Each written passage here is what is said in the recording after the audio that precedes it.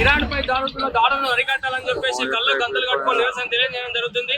ప్రపంచ దేశాల్లో ఏ దేశానికైనా తన దోషం యొక్క సంపదను వనరులు స్వయం హక్కు అనేది స్వయం ప్రతిపత్తి అనేది ఉంటది. కానీ ఈ రోజు అమెరికా అదే విధంగా ఇజ్రాయెల్ ఇరాన్ పైన దాడులు చేస్తూ అక్కడ కళాశాల స్కూళ్ల పైన దాడులు చేస్తూ అనేక మందిని చంపుతున్న పరిస్థితి ఈ దేశంలో కనిపిస్తుంది.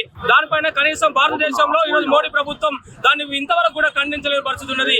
అంటే ఏ దేశమైనా తన స్వయం ప్రతిపత్తితో తన వనరులను రక్షించుకునే హక్కు ఈ దేశవ్యాప్తంగా ఉంది. కానీ ఈ రోజు ప్రపంచ దేశాల హక్కులను భంగం కలిగించే విధంగా ఈ రోజు అమెరికా సామ్రాజ్యవాదపు పోకడలు దేశవ్యాప్తంగా చేస్తున్నది. ఈ రోజు అమెరికా ఈ రోజు ఇదే తరహాలో దేశవ్యాప్తంగా చేస్తే ప్రపంచ దేశాలు ఈ రోజు వరుస పాలనపై పరిస్థితి ఉంటది.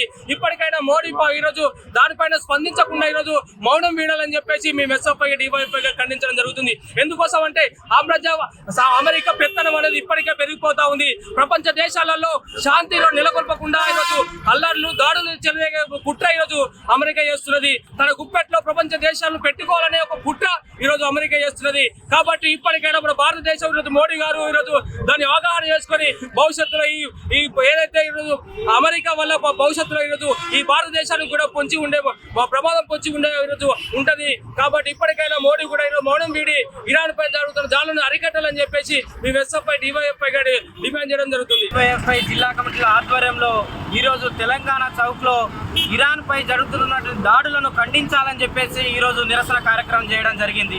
ఈరోజు ఇరాన్ లో అమెరికా ఇజ్రాయిల్ ఇరాన్ పై చేస్తున్నటువంటి దాడులు ఏవైతే ఉన్నాయో అది ప్రపంచ వ్యాప్తంగా కూడా ఈరోజు ఏలమైనటువంటి చర్యలుగా భావిస్తా ఉన్నారు. ఈరోజు అక్కడ ఉన్నటువంటి విద్యార్థులను ప్రజలను ఈరోజు చంపుతున్నటువంటి పరిస్థితి ఉంది. ఈరోజు శాంతి నెలకొల్పాల్సిన ప్రపంచ దేశాల ఐక్యరాజ్య సమితి కూడా ఈరోజు మౌనం వీడినటువంటి పరిస్థితి ఉంది.